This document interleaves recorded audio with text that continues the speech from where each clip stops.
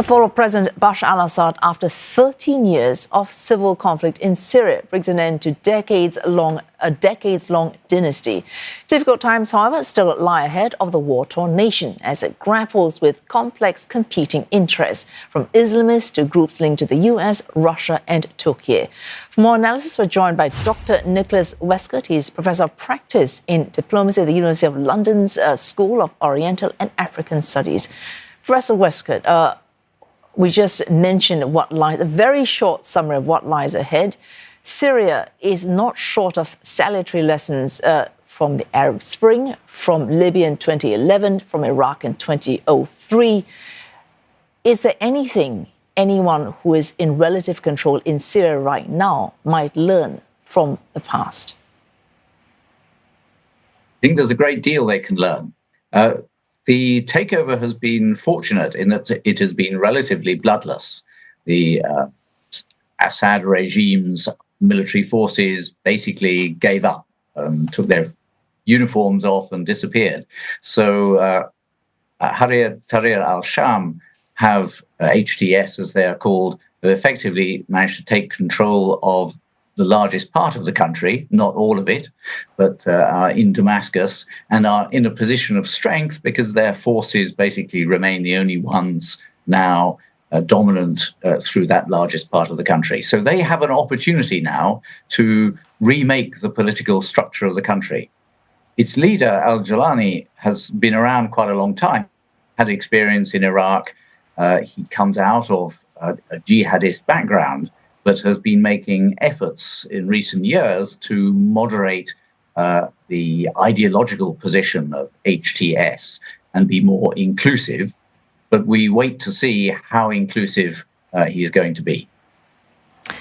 You mentioned the leader of HTS and his jihadist background. That alone, leaving aside all the other complications, that's making it difficult for the US, the UN and even the UK, which is rethinking its designation from actually negotiating with him if his organization is officially considered a terrorist organization. Yes, his past was fighting with the jihadis in Iraq, Al-Jilani. He then moved to Syria and has actually distanced himself from both Al-Qaeda and ISIS, taking a more independent line. He is an Islamist. He is the leader of an effective militia. And HTS are clearly the most effective military force in the country now. But because of his past, HTS is a proscribed organization by the EU, the US, as you say, and therefore they've had limited contact with it, which is now a problem because they are the de facto ruling authority in Syria. And there's a risk of falling into the trap that happened in Afghanistan, where because Taliban had been pushed out and not communicated with, it's now very difficult to have a dialogue with them. So I think certainly the UK and maybe some of the others will rethink this proscription, but they will probably be looking for some assurances from Al-Jilani, from HTS, that they will be open to other political forces within the country and inclusive of all the variety of communities, not just the Sunni Muslim community from which they originate. There is the Alawite group, there are the Shias, there are the Kurds, there are the Christian minorities, all of whom are Syrians and want to live in that space. So they will be looking for some signals from HTS and Al-Jilani that he is willing to have a more open political process, but there's a risk there.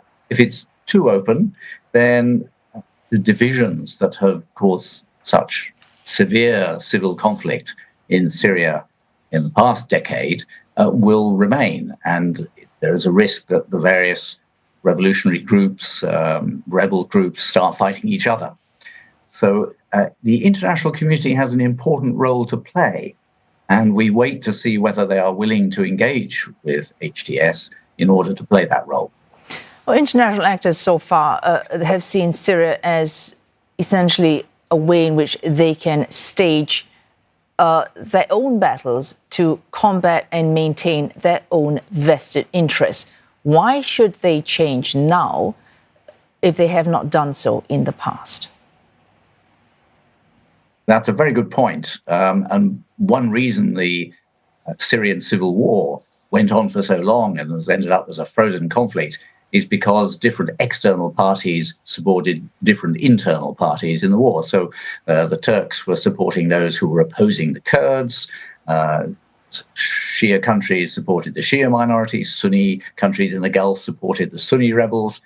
And there will need to be more unity and at least an agreement amongst international partners not to simply support internal factions that are their clients and continue the conflicts, the proxy wars that have been taking place up to now. And that is partly in the hands of HTS. If they show they are willing to accommodate other communities and not repress them, then the international community will have a better basis on which to agree amongst itself. But it would be a good thing if great powers of the world agree that the UN should take a lead here. Russia is obviously on the back foot. It supported the Assad regime. He has left. He's in exile in Russia.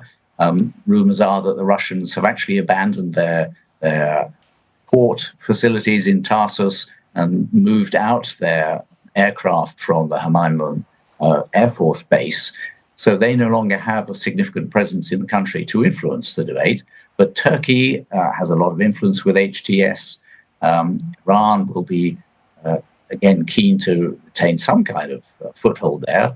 And Gilani has made some accommodating comments about supporting or allowing the Shia minority to live peacefully. So it's perhaps holding out a hand, and also to the Russians. Say, look, don't just back the rebels opposing us, but let's talk about a system that can accommodate everyone. A final question, Professor Westcott. Is this a chance in which if all parties within Syria and outside Syria can find some way, either through accommodation, through compromise, from being inclusive or putting pressure to somehow find some alignment in their interests, this would be a real game changer, Middle East and globally? Final question. It would, and you're quite right. Unfortunately, the conflicts in Yemen, in Libya, elsewhere, as we have seen in Lebanon, have been prolonged through outside support for different factions. Whereas, for example, the conflict in Syria was resolved when the international community came together. Syria is such a geostrategically critical place that it would be a tragedy of global proportions if the civil war there is just allowed to continue. A lot rests on the great powers, on the US, on China, on Russia, the Security Council as a whole, to say, no, we want everybody to work together, and then persuading their friends in the Gulf not to back one faction against another. Again, those in Istanbul and Ankara, not to foment division, but to actually support a government that can accommodate all the different groups within Syria peacefully. That's in everybody's long-term interest, above all the interests of the Syrians themselves.